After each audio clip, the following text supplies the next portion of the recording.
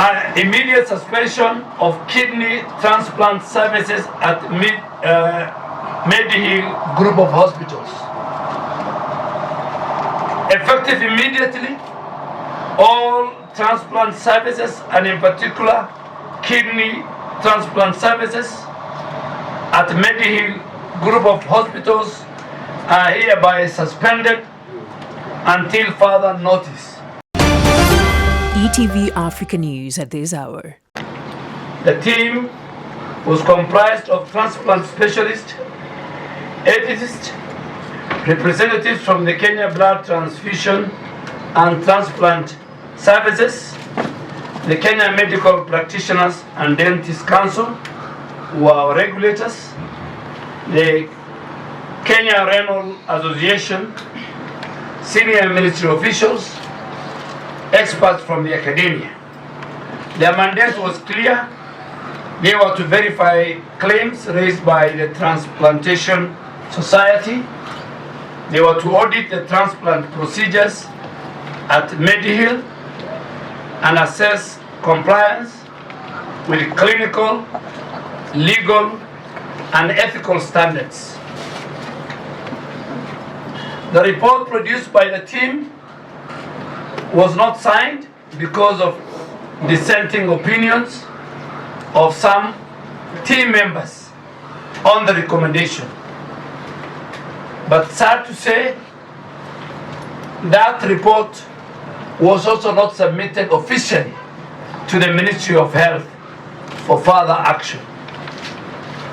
And you must know that myself, this is my 16th day, and my PS, this is his first day.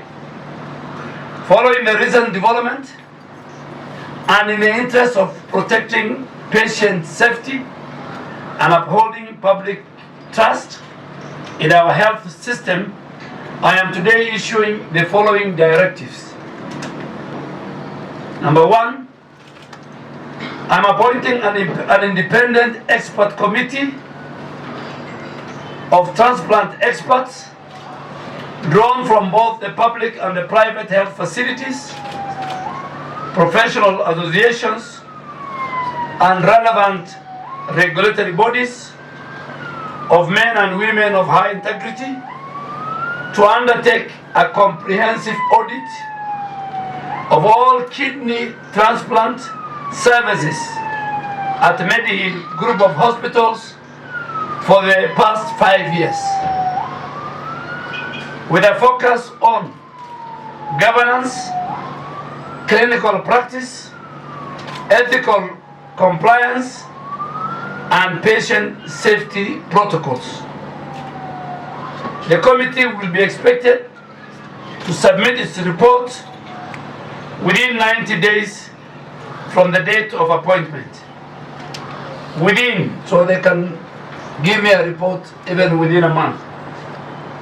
This action is necessitated by the fact that the report of December 2023 probe team was neither formally submitted to the ministry nor unanimously endorsed by its members. Number two, immediate suspension of kidney transplant services at Medihill group of hospitals.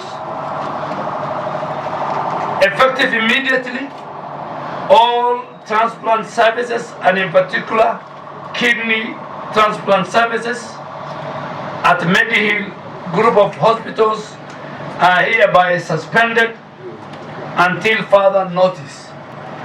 This decision follows credible concerns from government and citizens regarding the facility adherence to the required ethical standards in the conduct of transplant procedures.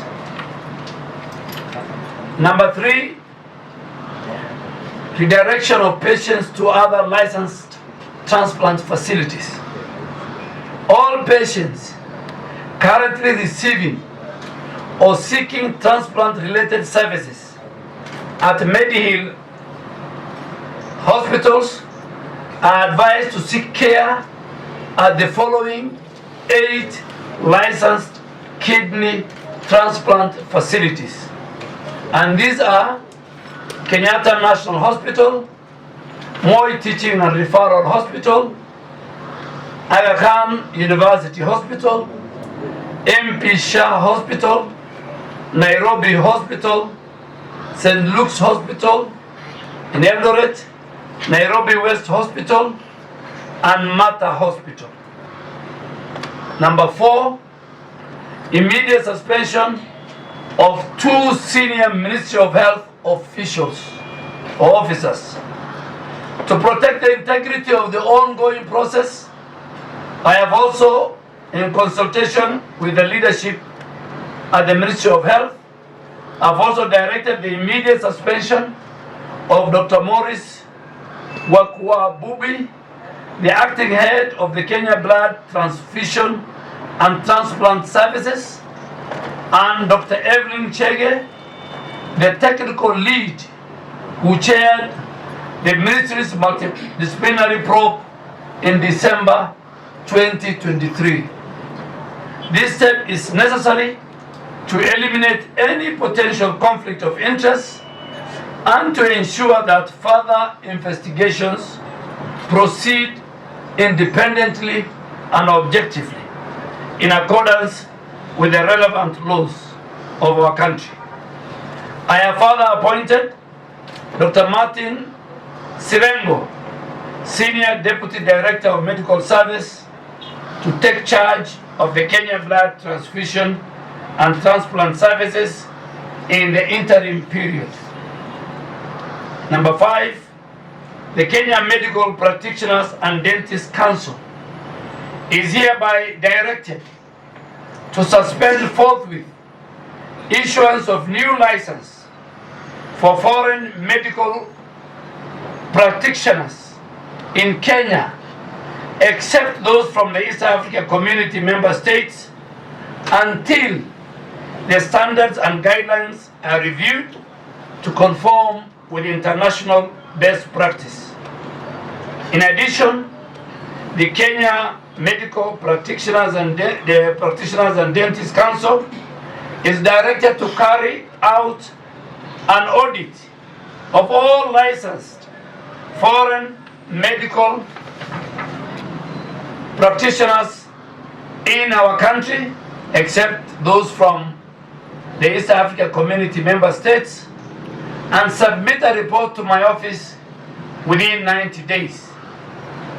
And finally, as the Cabinet Secretary for Health and the team that I lead and work with, I want to reaffirm my ministry's unwavering commitment to protecting the rights, the safety, and the dignity of patients, and to uphold the highest standard of professionalism, ethics, and accountability in all aspects of the health delivery system in our country.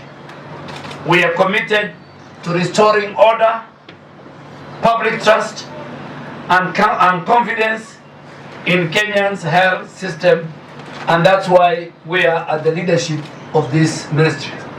Thank you very much. That is the end of my statement.